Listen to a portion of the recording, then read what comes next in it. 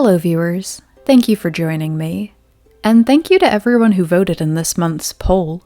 The number of votes on this one more than tripled the votes from any of the polls that we've done previously, so that was exciting to see. I knew this series had gotten good reviews, but my perception of it was that it was popular in more of a cult classic kind of way. But it's one that's been on my radar since it first came out, and I always plan to get to it eventually. Now that I've finished it, I can't believe it took me this long. The tale begins with a robbery at a facility that handles nuclear materials. The nature of the facility puts everyone on edge, but the police have no leads on the culprits, until a video pops up online 6 months later. In it, 2 masked boys announcing themselves as a group called Sphinx give cryptic, taunting warnings of death and destruction. But as they're clearly just teenagers, no one takes them seriously. At first. The next day, just as they warned, the city is struck by a blackout, and a series of bombs bring half of the Tokyo government building crumbling to the ground. As part of their careful planning, the building was evacuated before the bombs went off, so there were only minor injuries. But we'll come back to that later. The scale of this destruction shakes the city, and the lack of any evidence leading to the culprits, the 2 boys they were so quick to write off as harmless kids playing a prank, shakes the police. Once the connection to the stolen plutonium is made, it brings Detective Kenjiro Shibazaki out of his pseudo-retirement. He was demoted, actually, after refusing to drop a case that was about to reveal some serious corruption in the government. But the head of the task force recognizes that Shibazaki's the best detective they've got, and pulls him out of the archive department to help with the case.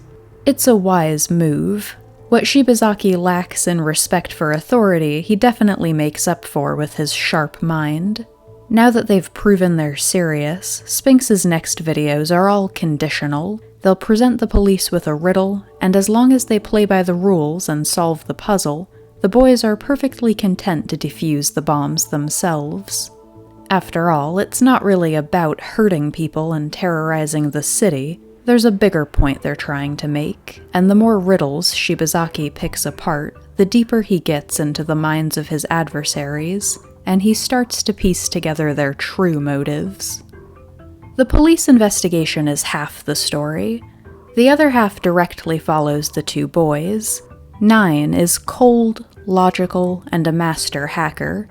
Definitely the more driven of the 2, making him feel like the leader. His partner, 12, seems to have a near-perfect memory, is usually the one handling the explosives, and is generally cheerful. But it would be a mistake to assume 12 thinks this is all just a game. The boys are connected by a very troubled past, and while he doesn't come across like he's nearly as hell-bent on revenge, I never doubted that he understood exactly why 9 was. If the boys are at the center of the story, a girl named Lisa Mishima is slightly off-center from it. They meet during their very brief enrollment at her school. A meeting that would have been pretty inconsequential in the long run, except then Lisa runs into 12 setting the bombs in the government building. They give her an ultimatum. Work with us, or die. It's barely a choice. In the aftermath, 9 warns her that even if she wanted to report them, she's an accomplice now. So now Sphinx has 3 members. Kind of. Even though they don't really need her for anything. And she tends to be more of a liability than anything else even when she does try to help. Lisa doesn't have much going for her. She doesn't have any friends. She's in the middle of being bullied when the boys first meet her, and her father recently walked out on the family, leaving her mother paranoid that Lisa's just looking for a chance to abandon her too. And constantly breathing down her neck about it does, of course, eventually push Lisa to run away one night. Which is when she teams up with the boys a little more officially, after 12 intervenes when the police are about to question her for being out late and generally looking suspicious. Terror in Resonance is only 11 episodes long. I led with the detective side of the story because in some ways it does feel like you see the tale through Shibazaki's eyes more than anyone else's. You're pretty deep into the series before you really learn anything about 9 and 12 and what drives them. The series spends a ton of time with them, but you're really given an outside view.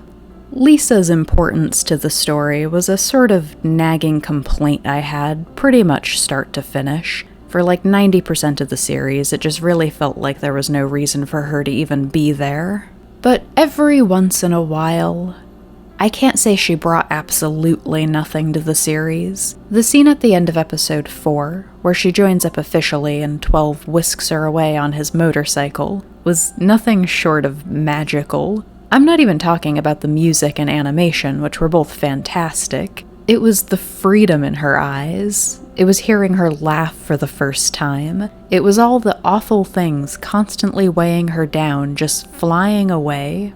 For the first time, her life was beautiful, and she decided she was willing to help the boys who gave her that, even if their intentions were to destroy the world.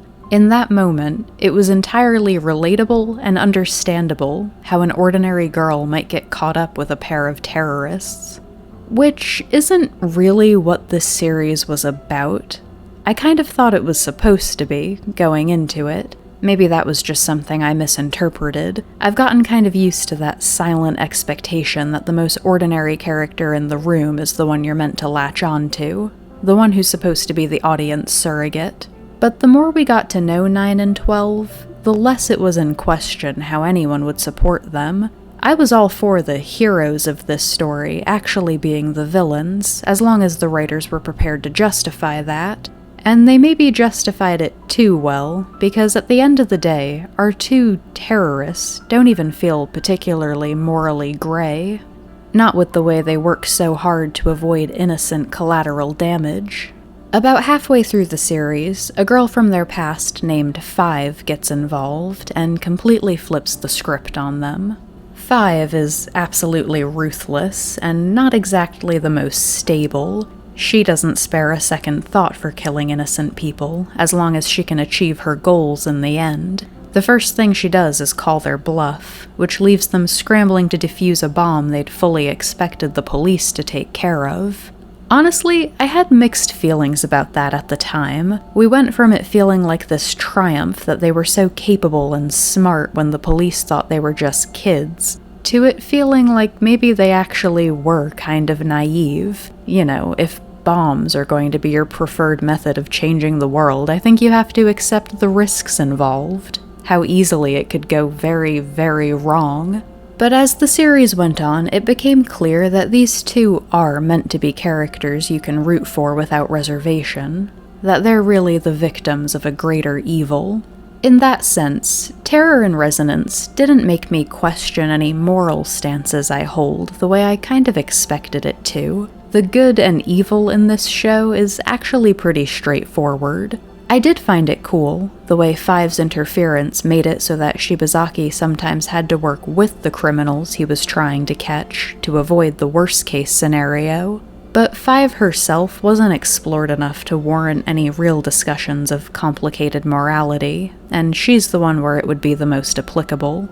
But that doesn't mean the story we did get wasn't still strong. The answers regarding 9 and 12's past were slow coming, but I didn't need all the answers to sympathize with them. The visual storytelling in this one was really great. You don't need to know the why of the situation to feel what the characters are feeling, particularly when 9 and 12 start to disagree on how they should continue on. I'm definitely going to talk about the ending, because it really left a mark. But if you want to avoid spoilers, I recommend you see this one for yourself, if you haven't already. There are things I would have liked to see explored more.